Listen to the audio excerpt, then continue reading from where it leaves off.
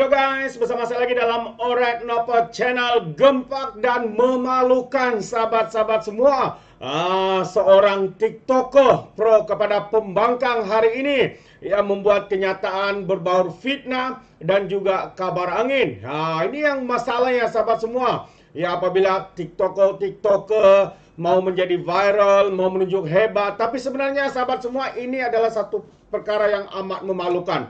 Ya, apabila perkara yang dikongsikan itu adalah tidak tepat, tidak benar, dan ia berbau fitnah. YB Rafizi akhirnya membuka mulut dan menjawab isu ini. Katanya, ya perkara ini boleh disaman kalau di negara-negara lain. Ya, mungkin di Malaysia boleh, tapi YB Rafizi Ramli mengambil pendekatan untuk memberikan penjelasan ya berkaitan dengan perkara ini. Jadi menarik untuk kita dengar bersama penjelasan daripada YB Rafizi Ramli sebagai Menteri Ekonomi, sahabat-sahabat semua. Jadi mari kita ikuti apakah sebenar ya kabar angin ataupun berita palsu yang dikongsikan oleh TikToker yang pro kepada pembangkang ini. Jadi tanpa buang masa, mari tujukan mata Anda, telinga Anda untuk mendengar fitnah, kenyataan berbau fitnah daripada TikToker ini. Bila solar ni dah masuk, TNB akan hilang klien.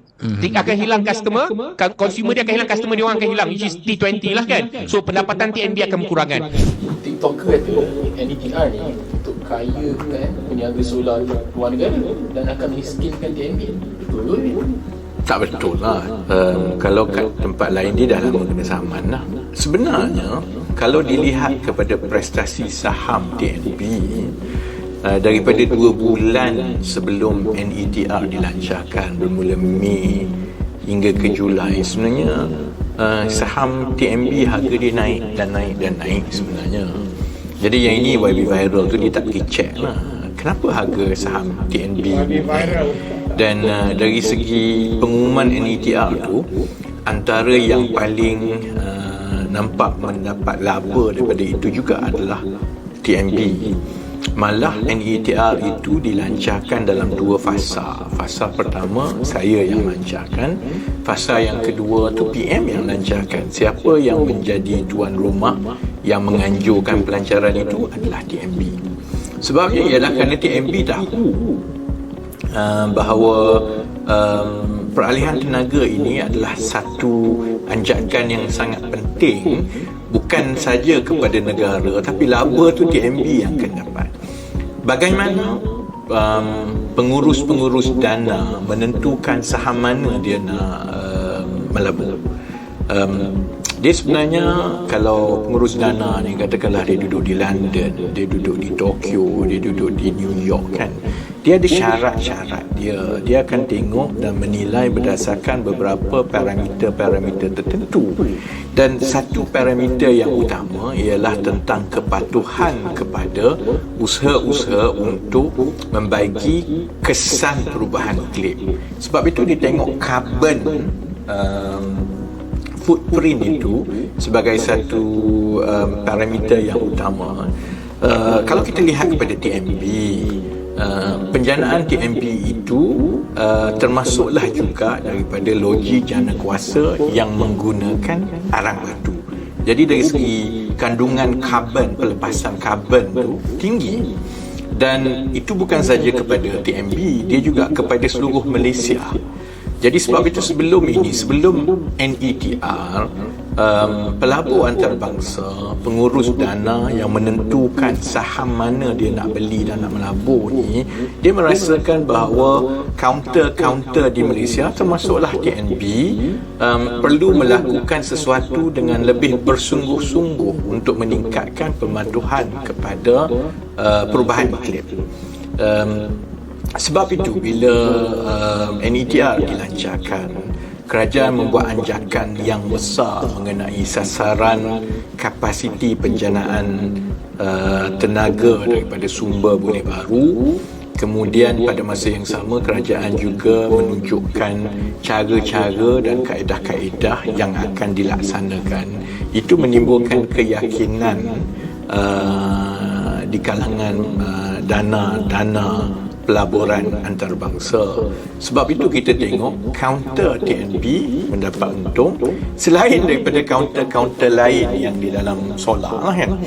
Itu satu perkara yang nak menjawab sama ada TNB ni rugi ke tidak, dan saya harap dapat menjawab fitnah daripada YB Viral tu lah. Tapi dari perkara yang besar juga pasal solar, dia kata syarikat-syarikat solar antarabangsa. Saya ingat dia ni tak pernah semak. Sebenarnya Malaysia adalah antara pengeluar panel solar yang besar di dunia. Jadi bila kita tingkatkan lagi sasaran tenaga boleh baru kita melalui NETR, maksudnya kita boleh menskalakan industri panel solar. Dan ini akan memberi laba bukan saja kepada TNB tetapi industri-industri lain, termasuklah yang akan membuka peluang pekerjaan baru kepada anak-anak Malaysia ini dalam bidang yang sebelum ini tidak ada, termasuklah panel solar, pemasangan solar dan sebagainya kan.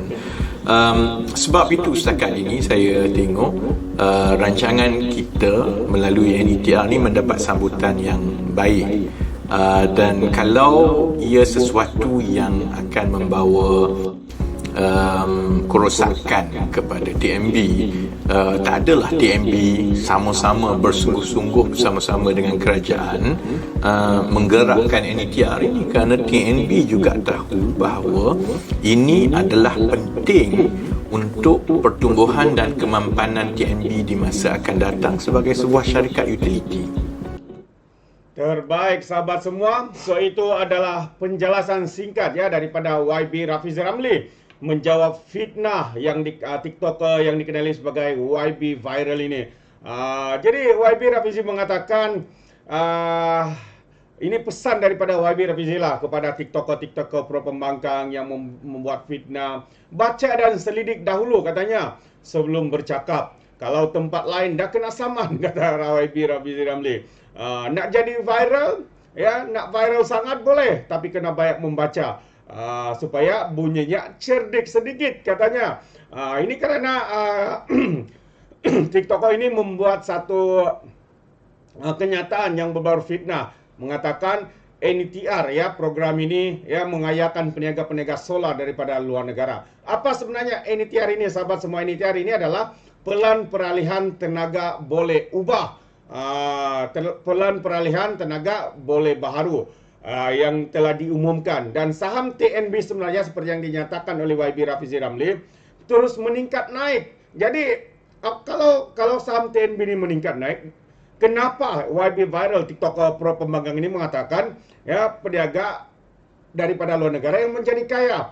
Kenapa tidak dilihat TNB ya yang meningkat terus ya dia punya saham itu? Ini adalah kesan baik sahabat-sahabat semua, dan juga pemain industri ataupun TNB faham kepentingan rancangan seperti NETR, kata YB Rafizi Ramli. Dan perlu diingatkan juga antara kata-kata penjelasan daripada YB Rafizi Ramli, Malaysia juga antara pengeluar panel solar yang paling antara yang terbesar di dunia. Menerusi NETR, ya industri panel solar dapat dibesarkan lagi yang akan membawa laba kepada TNB dan serta industri-industri lain yang akan membuka juga peluang pekerjaan untuk rakyat Malaysia.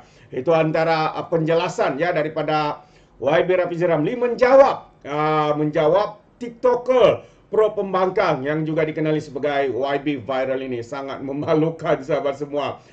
Kononnya bertindak bijak, kononnya bijaksana, membuat ulasan sebegitu rupa, akhirnya memalukan diri sendiri. Ya, kerana apa yang dikatakannya itu sembrono bercakap seperti itu tanpa memeriksa fakta, memeriksa data yang sebenarnya. Apabila YB Rafizi mengatakan kononnya peniaga kaya jadi kaya raya, tapi dia tidak lihat TNB, saham TNB itu makin meningkat. Apa maksudnya? Maksudnya ya NETR ini membawa kebaikan, bukan saja kepada TNB, juga kepada pemain-pemain industri-industri kecil yang lain sahabat-sahabat semua. Jadi terbaik penjelasan daripada YB Rafizi Ramli. Kita harap ya ini menjawab segala fitnah, segala tuduhan, ya segala kebijaksanaan kononnya daripada TikToker pro pembangkang ini. Tetapi jelas ya otak mereka tuh hanya sekadar di lutut saja. Jadi terima kasih, sampai di sini saja izinkan saya untuk mengundurkan diri dan seperti biasa peribahasa mengatakan tak apapun tangkap 2 tahun keinginan. Tapi sebelum itu sekiranya Anda mau berikan sebarang komen, Anda boleh berikan komen dalam ruangan komen. Tapi ingat, komen dengan cara berhemah.